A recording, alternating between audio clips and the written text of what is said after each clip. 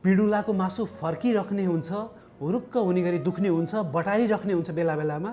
यदि त्यस्तो हुन्छ भने यो भिडियो पुरा हेर्नुहोस्। यो भिडियोमा म त्यो हुने प्रमुख 6-7 वटा कारणहरू भन्छु र त्यसको उपचार पनि।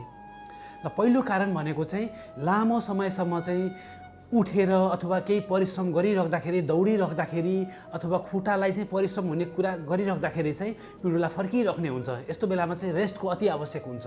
दोस्रो नम्बरमा भनेको चाहिँ पानीको कमी भयो भने चाहिँ, विशेष गरी बेसी पसिना आएको बेलामा, बेसी परिश्रम गरेर पसिना आएको बेलामा शरीरमा पानी र नुनको कमी हुँदाखेरि चाहिँ अब डिहाइड्रेसनले गर्दाखेरि चाहिँ पिडुला फर्किने हुन्छ। यस्तो बेलामा चाहिँ जीवनजल पानीहरू बनाएर खाने है त।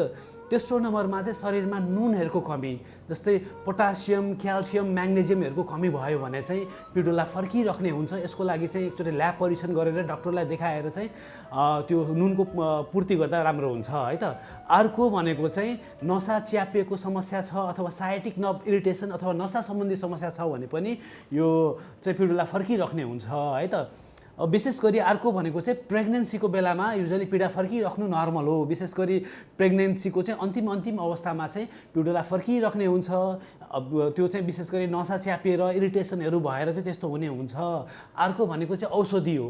केही औषधिहरू खाँदाखेरि चाहिँ पिडुला फर्किराख्ने हुन्छन्, जस्तै पिसाब बेसी गराउने औषधि जुन चाहिँ उक्त रक्तचापको लागि प्रयोग हुन्छ अथवा हार्ट फेलियरको लागि प्रयोग हुन्छ, त्यसले पनि नुनहरूको चाहिँ लस गराएर चाहिँ पिडुला फर्किराख्ने हुन्छ।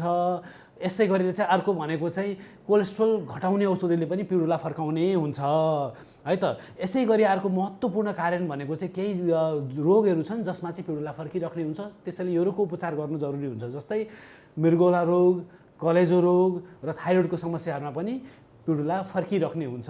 यो सबै जानमा पुर्याउनुहोस् है त। नमस्ते।